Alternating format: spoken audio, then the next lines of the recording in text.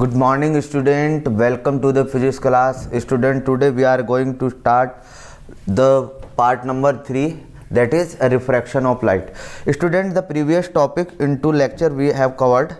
That topic has been deleted from the syllabus, but some of the basic use of those topic in next topic और next derivation जैसे astronomical telescope, Cassegrain telescope, we will use the mirror effect. Okay, that's why we have studied these topic into previous lecture. Okay student, now today we are going to start the refraction of light. What do you mean by refraction? 10th standard में हमने definition almost पढ़ चुके हैं हम इनकी, तो आज अपने को इसका बड़ा ही जो 12th लेवल का है वो स्टडी करना है. चलिए, रिफ्रैक्शन ऑफ लाइट बात कर रहे हैं अपन. Refraction of light. देखिए स्टूडेंट, रिफ्रैक्शन ऑफ लाइट क्या होता है? जब लाइट ट्रैवल करती है, whenever the light travel from one medium to another medium. देखिए यहाँ पर सिंपल सी बात है, 2 मीडियम का होना, minimum 2 medium, more than 2 medium भी हो सकते हैं, बट मिनिमम 2 मीडियम होने चाहिए हमारे पास.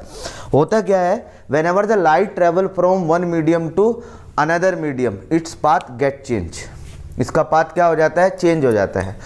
What is the reason behind it? हम कहेंगे एक लाइन में रिफ्रैक्शन हुआ, लाइट का क्या हुआ? रिफ्रैक्शन हुआ. कैसे रिफ्रैक्शन होता है? लाइट आ रही है, सपोज करो ये एक ट्रांसपेरेंट मीडियम है, अनदर ट्रांसपेरेंट मीडियम में जा रही है लाइट, तो वन ट्रांसपेरेंट मीडियम से अनदर ट्रांसपेरेंट मीडियम में जाती है, तो वहाँ पर अब जब मीडियम चेंज होता है उस पॉइंट को हम बोलते हैं point of interface. Point of interface. तो इसको लिख लेते हैं. What is refraction of light? When light travel from one transparent, ध्यान रखना, one transparent medium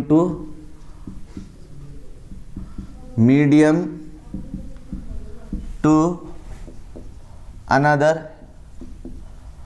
transparent medium, its path change. Another transparent medium, एक वर्ड हम और यूज कर सकते हैं यहाँ पर, ऑब्लिकली. या तो रेयर मीडियम से डेंसर में जाएगी या फिर डेंसर मीडियम से रेयर मीडियम में लाइट ट्रेवल करेगी. It means one another transparent medium obliquely called its path change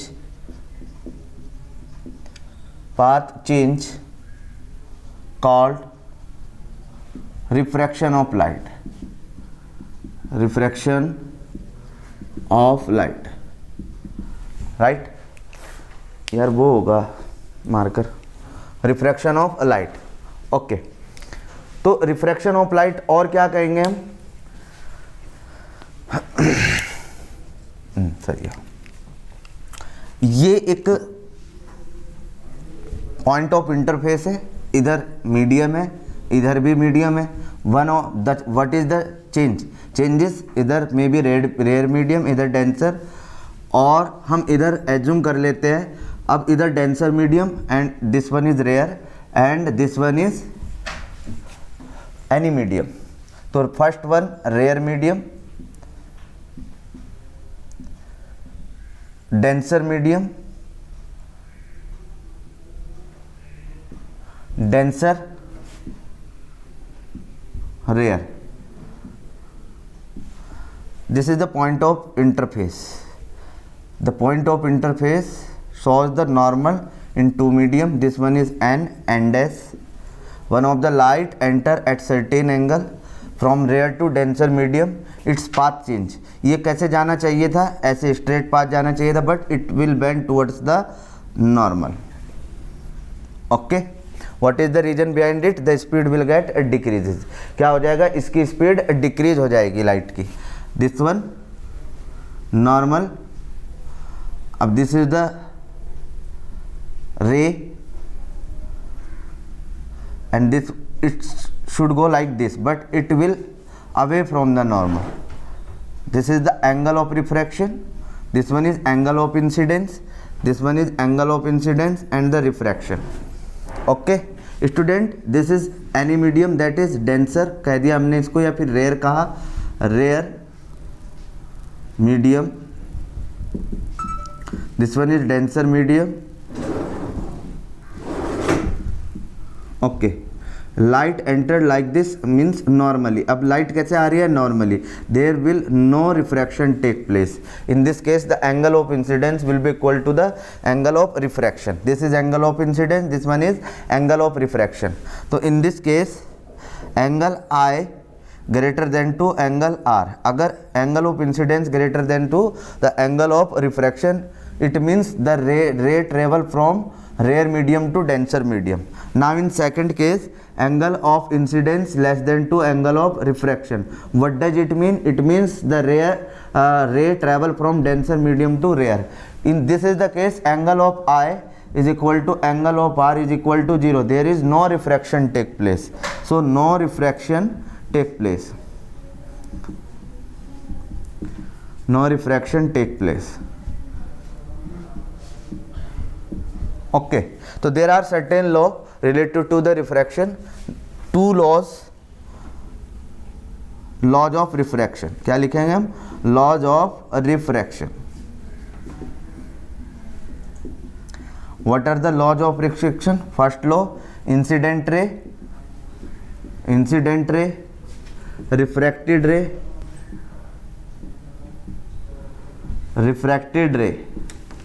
incident ray, refracted ray, normal at the point of incident, at the point of incident all lies in same plane. Okay, plane का मतलब what do mean by plane, इसको समझिएगा। Plane का meaning क्या है? Plane का meaning होता है कि ये सेम प्लेन, ये एक प्लेन हुआ, ये एक प्लेन हुआ, ये एक प्लेन हुआ, एक्स वाई जेड। हम यहाँ पर इस प्लेन की बात कर रहे हैं। It either negative axis, it may be negative axis, Z may be negative axis, this is called plane, right. Medium की बात नहीं कर रहे हैं हम, यहाँ पर प्लेन की बात कर रहे हैं। ओके, तो फर्स्ट लॉ ये हुआ। Now what are the second law? Second law is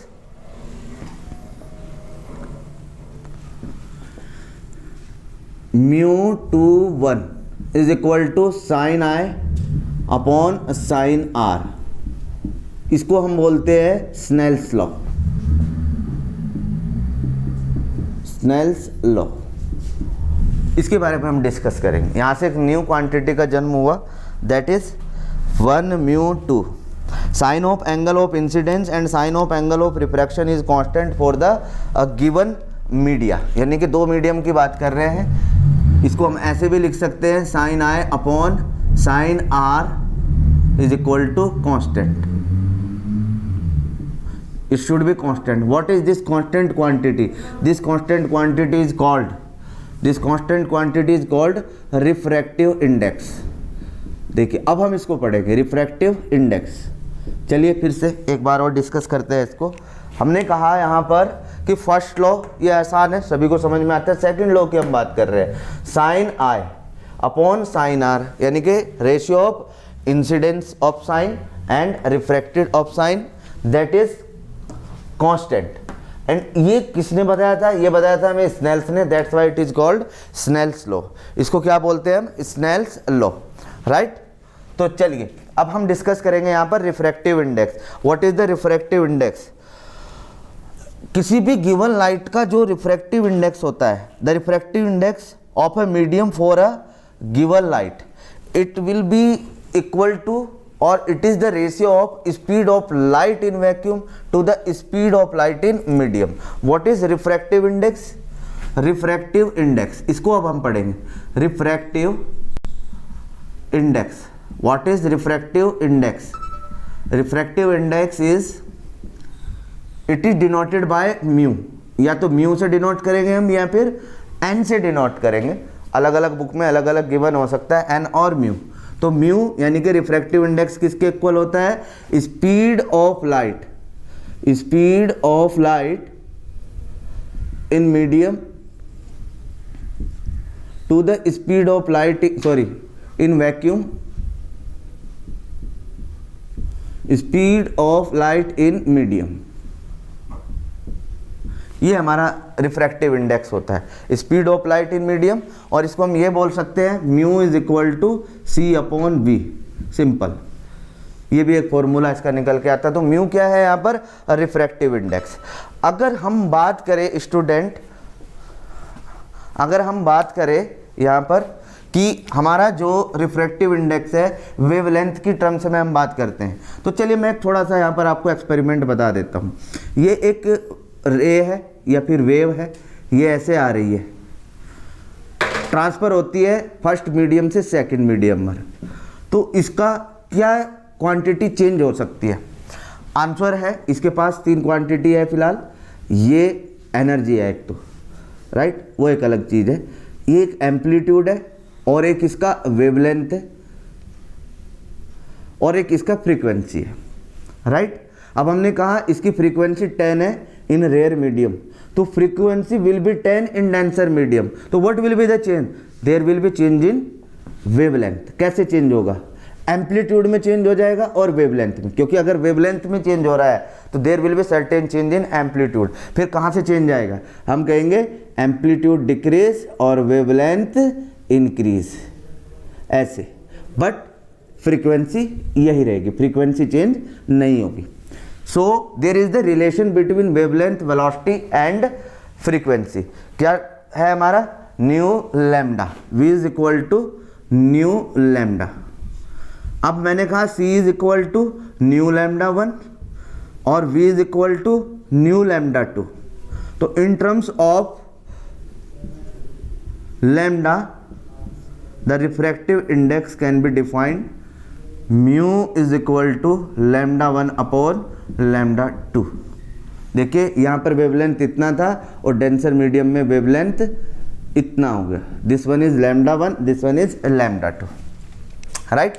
तो क्या चेंज हो रहा है यहाँ पर, आंसर है यहाँ पर वेवलेंथ चेंज हो रही है, फ्रीक्वेंसी कांस्टेंट रहेगी। Which quantity does not change whenever the light travel from one medium to another medium, the frequency remains constant. Which quantities can change, amplitude change हो सकता है और वेवलेंथ भी change हो सकता है। Okay student, this is all about the wavelength. ये means हम किसकी टर्म्स में बात कर रहे हैं, यहाँ पर वेवलेंथ की टर्म्स में बात कर रहे हैं।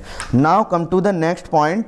अब रिलेटिव रिफ्रैक्टिव इंडेक्स की हम बात करेंगे। What is relative refractive index, relative refractive index यानी कि अगर मैं यहाँ पर एक टर्म लिखता हूँ μ21, या फिर मैं इसको कैसे लिख सकता हूँ μ21, ये लिख सकता हूँ। What does it mean, refractive index of medium second with respect to medium first. Refractive index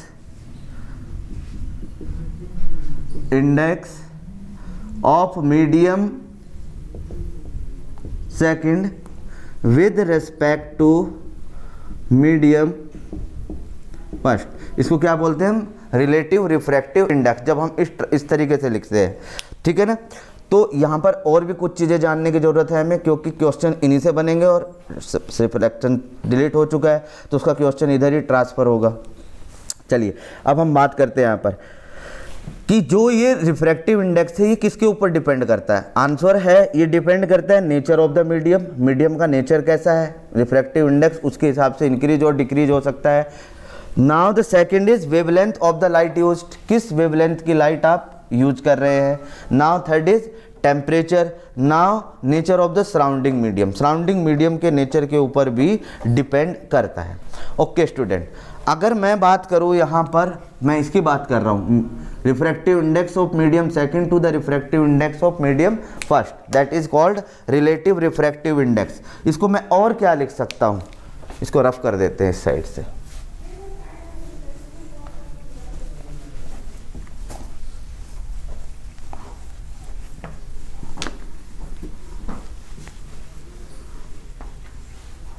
हाँ जी, चलिए आते हैं नेक्स्ट पॉइंट पर। नेक्स्ट पॉइंट है हमारा कि on which quantity the refractive index depends. The quantities on which the refractive index depend, nature of the medium first quantity, depends, factor on which the refractive index depend, factor क्या factor है, nature of the medium, nature of medium. Now second temperature, third nature of surroundings,